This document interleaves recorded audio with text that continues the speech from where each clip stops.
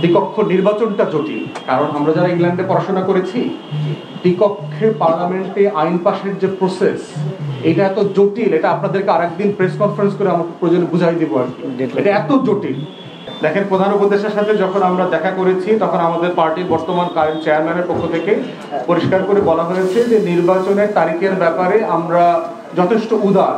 আপনারা জানেন যে একটা আসনে বড় বড় রাজনৈতিক দলের 5 জন 7 জন 10 জন এমপি হইতে চায় একজন একটা আসনে।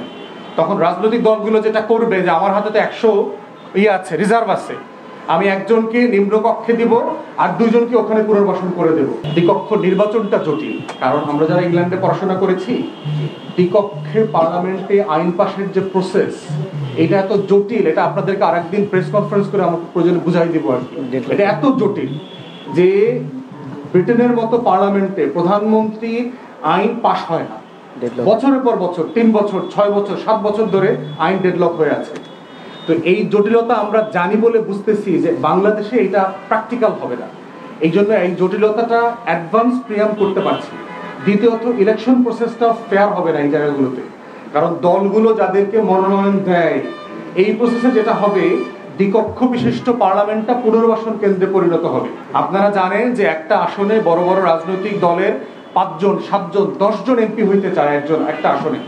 তখন রাজনৈতিক দলগুলো যেটা করবে যে আমার হাতে তো 100 আছে, রিজার্ভ আছে, আমি একজনকে নিম্নকক্ষে দিব আর 2 জনকে ওখানে পুনর্বাসন করে দেব। থার্ড যেটা হবে, এই দ্বিকক্ষে আপনার পেশাজীবী সংগঠনগুলোর মাধ্যমে আমার প্রত্যেকটা প্রতিষ্ঠান এত বেশি পলিউটেড হবে। ডাক্তার, ইঞ্জিনিয়ার, আইনজীবী, প্রত্যেকটা প্রতিষ্ঠান থেকে যখন আপনি নাগরিক সমাজের প্রতিনিধি আনতে চাইবেন, তখন আসলে আমার নাগরিক সমাজ বিলুপ্ত হয়ে যায় বাংলাদেশে কোনো শিক্ষিত সিভিল সোসাইটি থাকবে না। যেভাবে আওয়ামী লীগ গত 16 বছরে বাংলাদেশে নিরপেক্ষ জিনিস বলতে সবকিছু মুছে দিয়েছে। সংরক্ষিত মহিলা আসন যে 50 জন আছে, ওইটা কিন্তু আমরা বাতিল করতে বলিনি, আমরা বলেছি ওটাকে বৃদ্ধি করা হোক এবং সংরক্ষণটা শুধু মহিলাদের না নিয়ে সবাইকে নেওয়া হোক। সুশীল সমাজের সদস্য, বুদ্ধিজীবী, লেখক, সাংবাদিক সবাইকে আনা হোক। আমরা কাউকে এক্সক্লুড করতে বলছি না, আমরা বলছি যে আমাদের ধরেন প্রথমে যখন নারীদের সংসদীয় আসনে সংরক্ষণ করা হয় তখন কিন্তু 50 ছিল না, এটা শুধু 15-20 ছিল, এরপরে 25, 35, 40 এরকম করে বেড়েছে, কয়েক দফায় বেড়ে এটা 50-এ এসছে। তো আমরা বোধ করছি যে একটা জিনিস বাড়ানোর প্রক্রিয়াতে হচ্ছে 2টা জিনিস মাথায় রাখতে হবে।